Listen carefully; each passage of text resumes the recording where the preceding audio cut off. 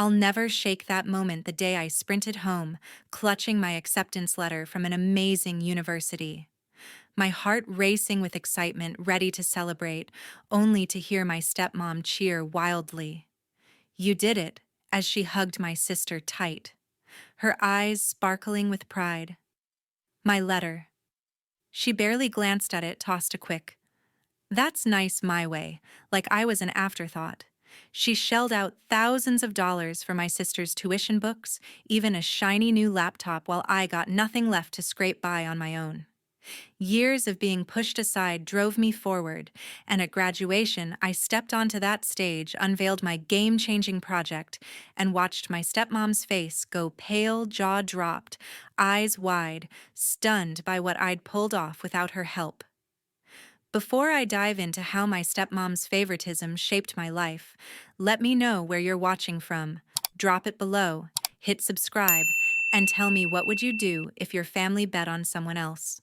My name is Jennifer Bailey, and I'm 25 years old now, looking back on a childhood where I learned fast how my family picked favorites. We lived in a sleek, modern house in Asheville, North Carolina, a place that looked like it belonged in a magazine, but hid a different truth inside.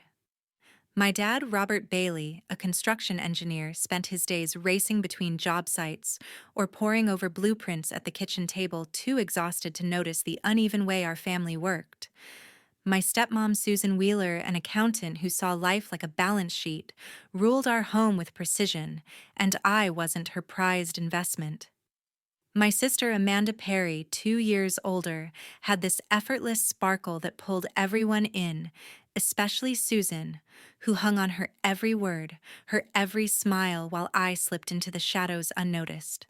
The first time it sank in was my 8th birthday. I woke up buzzing with hope, picturing a day where I'd feel like I mattered, maybe a chocolate cake with my name on it, or a gift I'd been hinting at for weeks.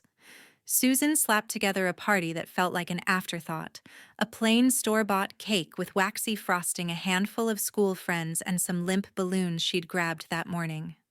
I forced a smile, tried to soak in the moment, but 2 months later, Amanda's birthday rolled around, and Susan turned our backyard into a full-blown festival.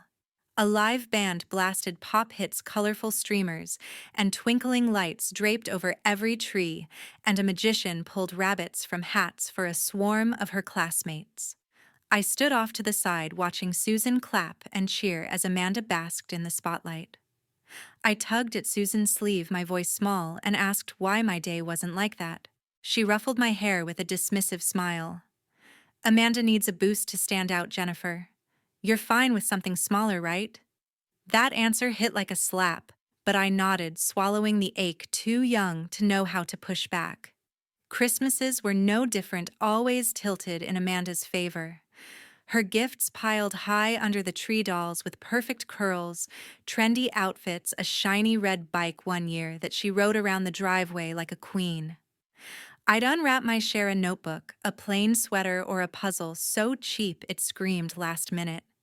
Susan would beam as Amanda squealed with delight, my dad nodding along, too worn out to see the gap. I'd sit quietly, clutching my notebook, feeling like an extra in their show.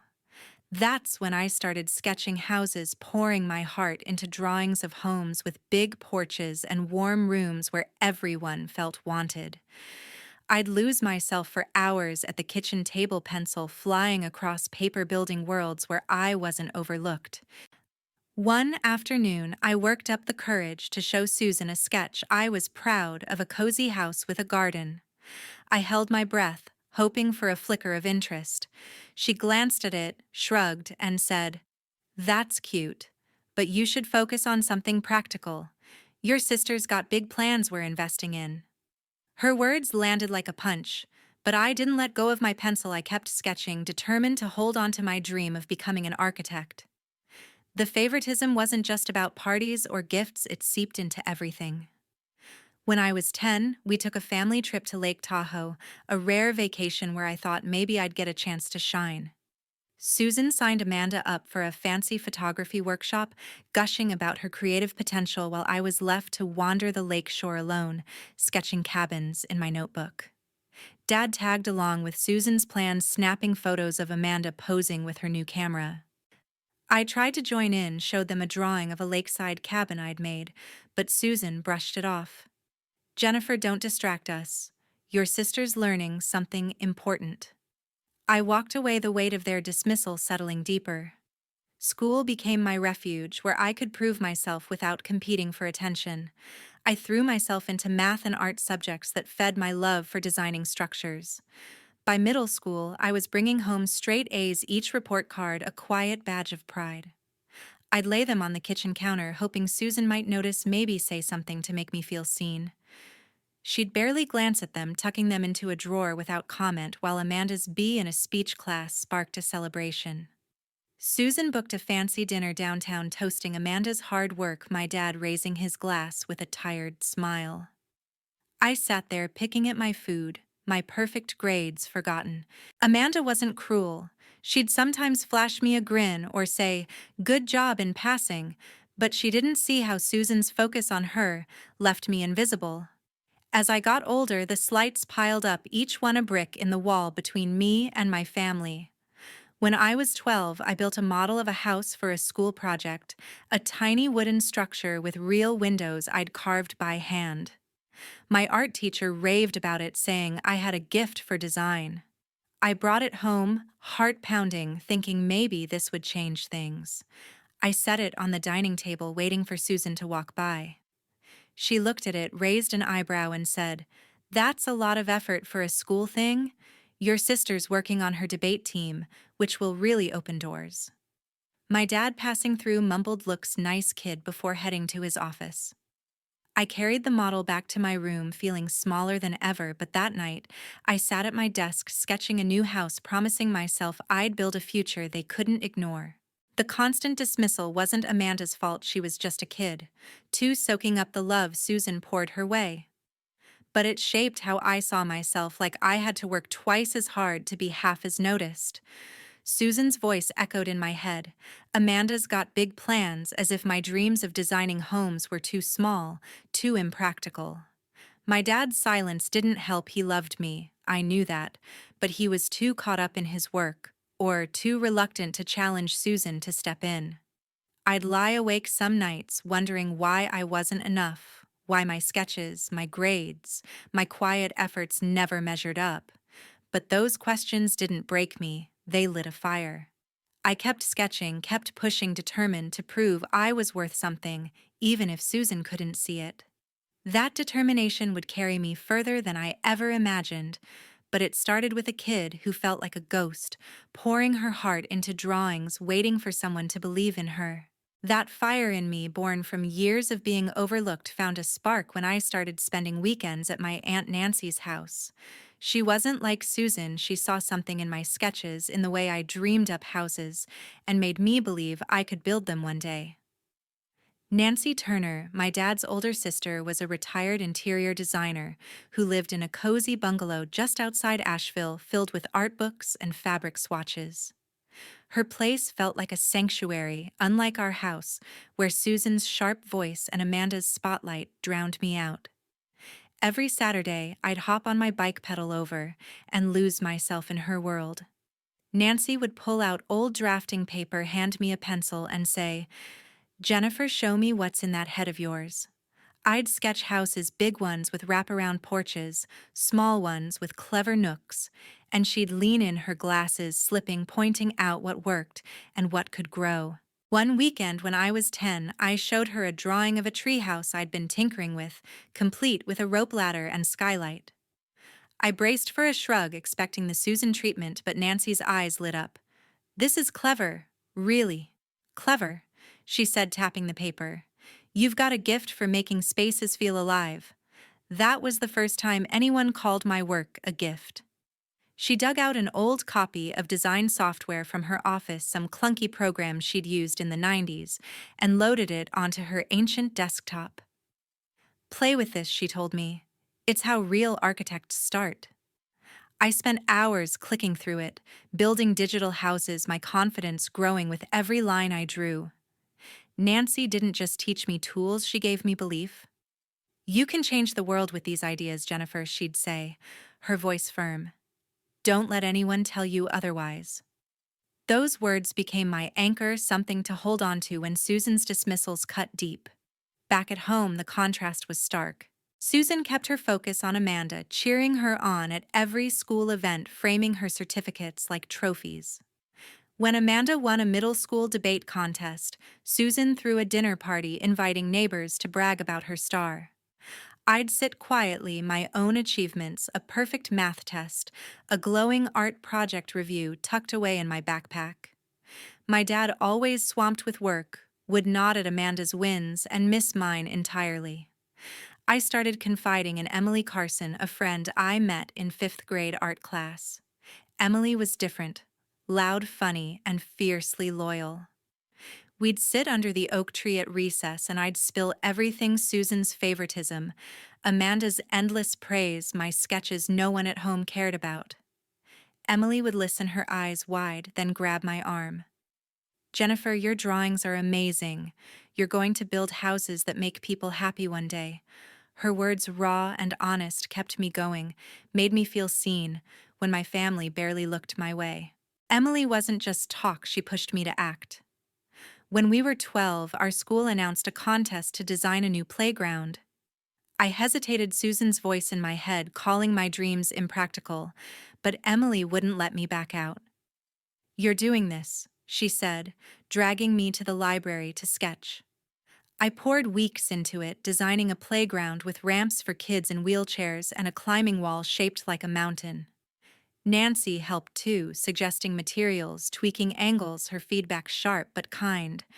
I submitted my plan, heart-pounding, half expecting to lose. When they announced I'd won first place, Emily screamed so loud the whole auditorium turned.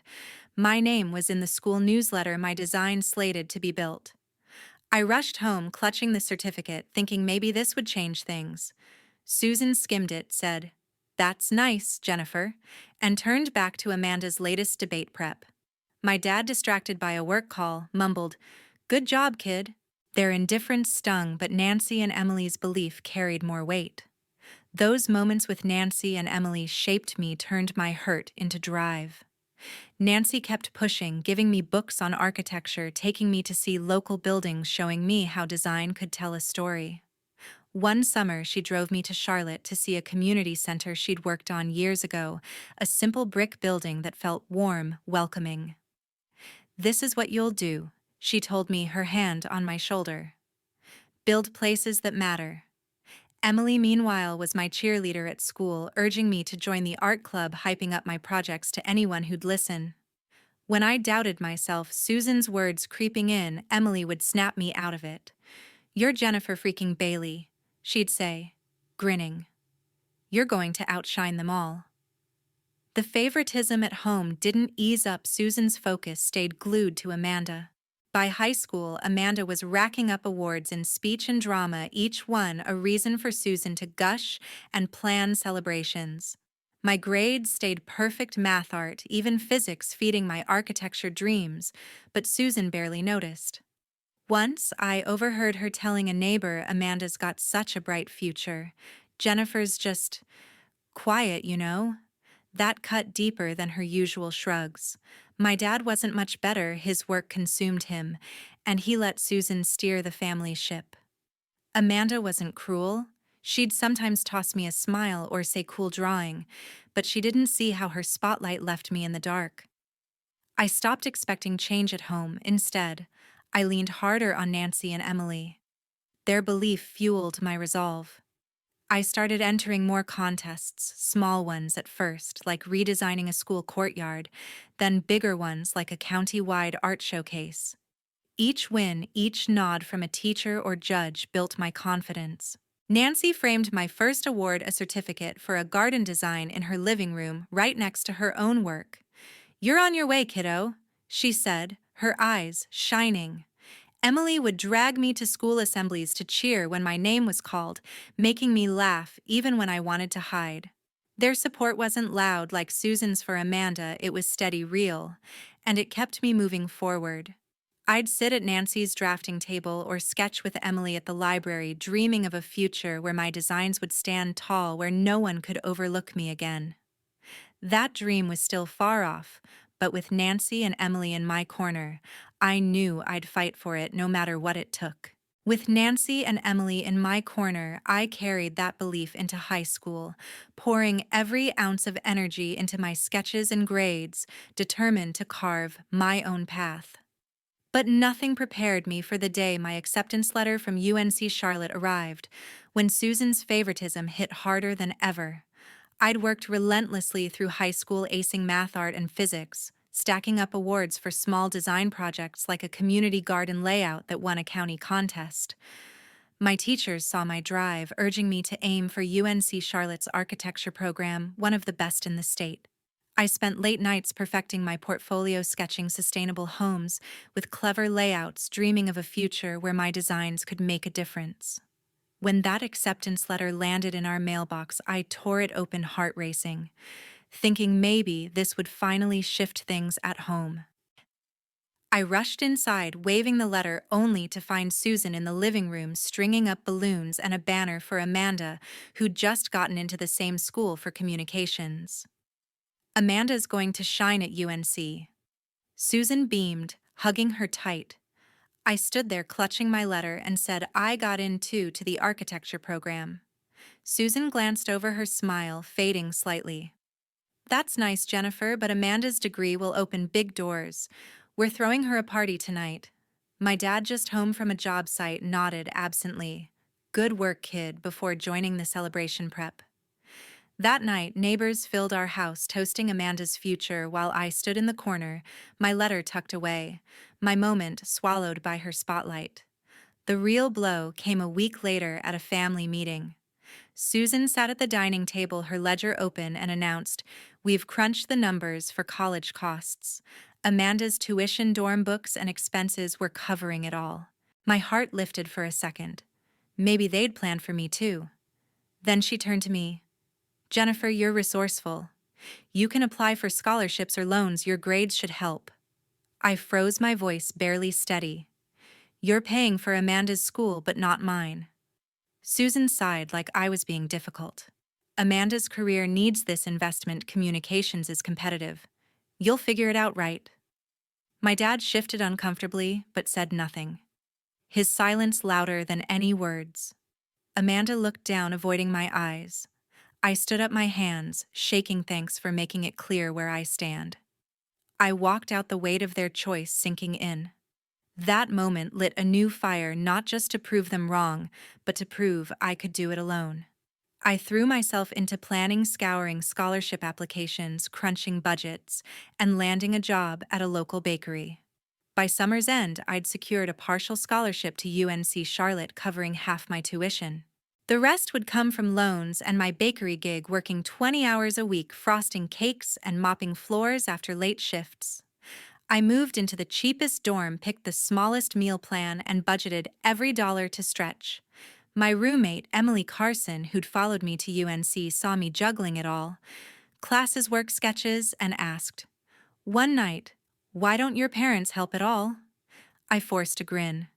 "They believe in tough lessons." She rolled her eyes. "That's not fair." "Jennifer, you're killing yourself." Emily's blunt support kept me grounded. She'd drag me to the library to study or sneak me leftovers when I skipped meals to save cash. Classes were intense. Architecture wasn't just drawing, it was engineering, math, and endless critiques. I loved it, though. Every project felt like a chance to build something real.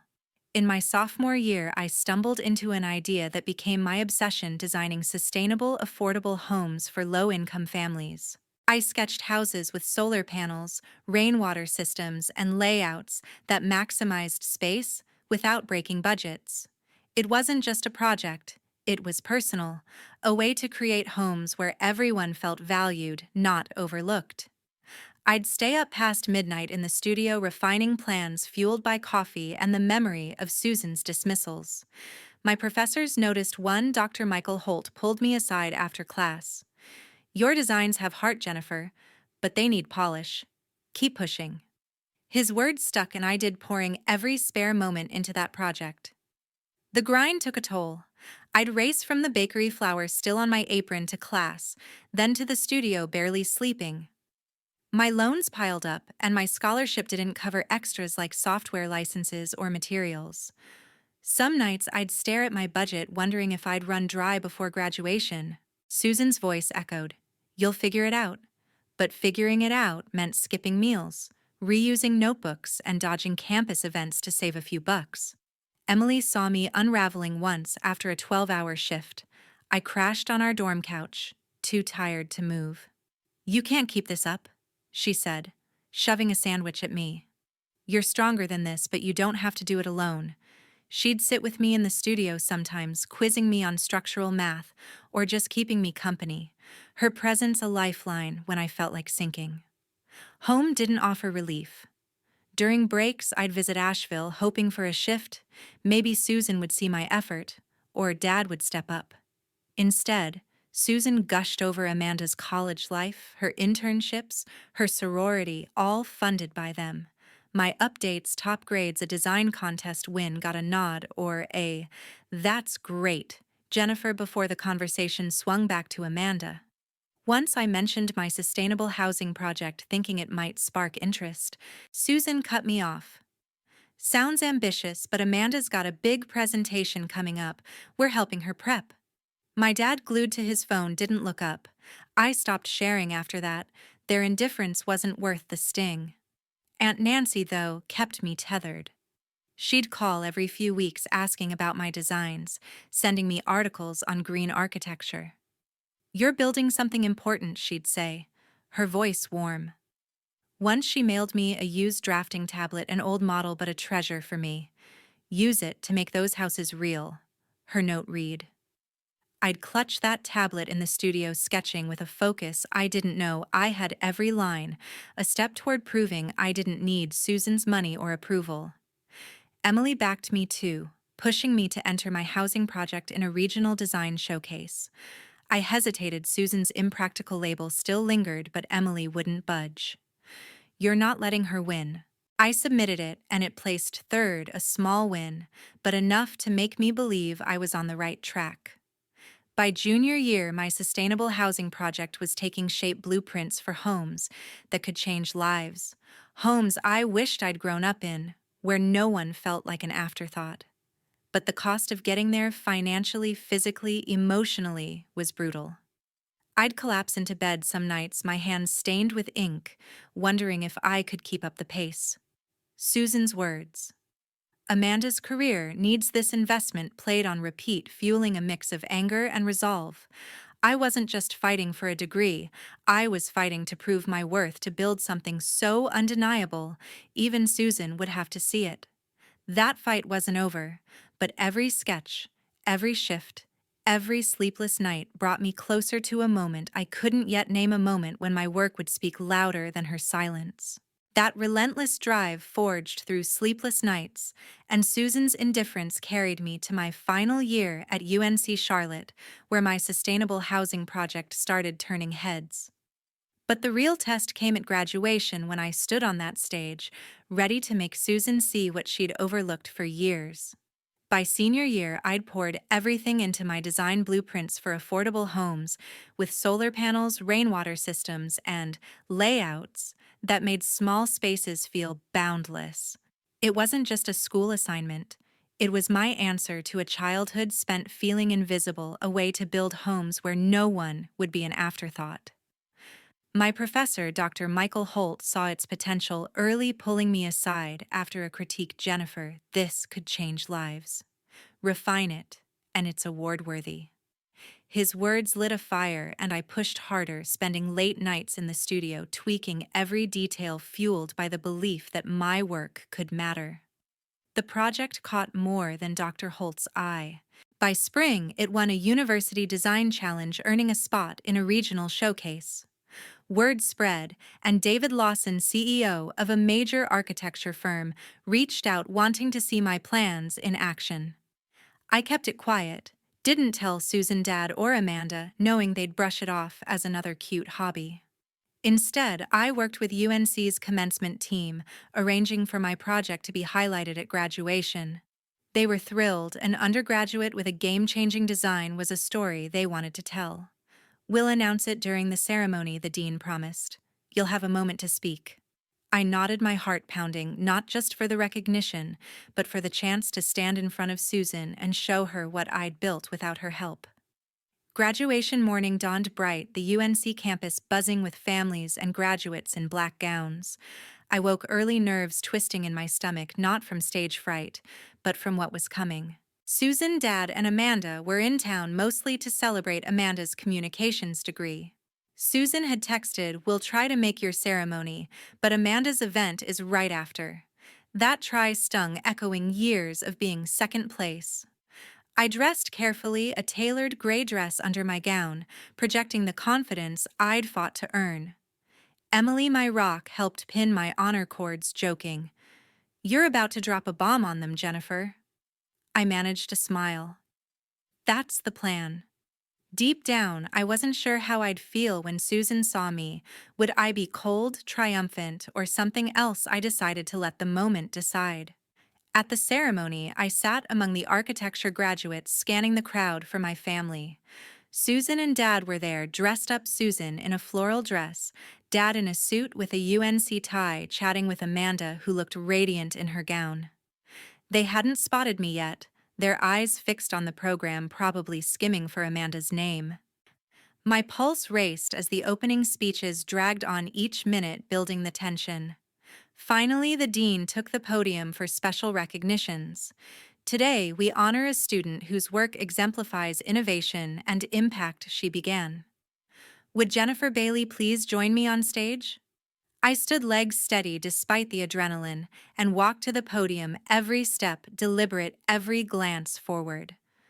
From the stage, I saw Susan's head snap up, her face shifting from boredom to confusion. The dean's voice rang out, "Jennifer Bailey, graduating with highest honors in architecture, has designed a revolutionary set of sustainable homes for low-income families, capable of transforming communities with affordable, eco-friendly living." A murmur rippled through the crowd. Susan leaned forward, her eyes narrowing. In recognition of this achievement, the dean continued, "Jennifer is the recipient of the Design Innovation Award, one of the highest honors for undergraduate work in our field. Furthermore, her project has secured a partnership with Lawson Architecture, a $3,500,000 deal to bring these homes to life." The applause swelled louder, sharper, some rising to their feet. Susan's mouth fell open, her face paling, jaw slack, eyes wide, frozen in shock. Dad's hands paused mid-clap, his expression stunned. Amanda beside them broke into a grin, clapping fiercely. The dean turned to me. "Jennifer, would you like to say a few words?" I stepped to the microphone, my speech memorized but alive with the moment. I looked out at the crowd, locking eyes with Susan, her pale face a silent confession. 4 years ago, I began, my voice clear. I came to UNC Charlotte with nothing but determination. No financial support from my family, just loans, late-night shifts at a bakery, and a belief that my work could matter. I built this project through countless nights in the studio, driven by a vision of homes where everyone feels valued. Susan shifted in her seat, her hands gripping her purse. "I'm grateful to those who saw my potential, my Aunt Nancy, my friend Emily, my professor, Dr. Holt. They believed in me when others didn't." I paused, letting the omission of my family hang heavy. This award, this partnership, they're proof that perseverance can turn dreams into reality even when the people closest to you bet against you. The crowd erupted, many standing again. Emily's cheer cutting through the noise. Susan sat motionless, her face drained of color, Dad staring at the floor, Amanda still smiling, her eyes glistening. The rest of the ceremony blurred my name, called for my diploma, the applause louder than for others.